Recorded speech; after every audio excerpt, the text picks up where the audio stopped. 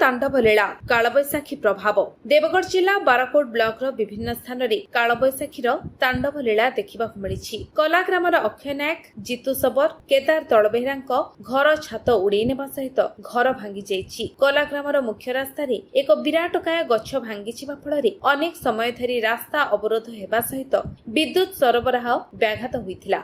बाराकोट दमकल बाहिनी घटनास्थल में पहुंची उद्धार कार्य जारी रखिथिबा देखिबाकु मिलिछि। मध्यपुर ग्राम पंचायत नांडीछरी गाँर दीक्षित नायक एक कार घर कांथ पड़ी चूरमार हो जाइछि। रंभे ग्राम पंचायतर सान सिरोडीही ग्राम वज्रपात जनित 7टी गोरुंकर जीवन हानि होइथिबा देखिबाकु मिलिछि। कालबैशाखी प्रभाव में वर्षा और कुआपथर सांगकु प्रबल बेगरे पवन हेबारु जिल्लार अनेक स्थान में क्षयक्षति सहित आंब और लिचु परी अर्थकारी फसल क्षतिग्रस्त होइथिबा सूचना मिली। देवगढ़ इंद्रजीत नायक रिपोर्ट, विश्व विजय न्यूज ओडिशा।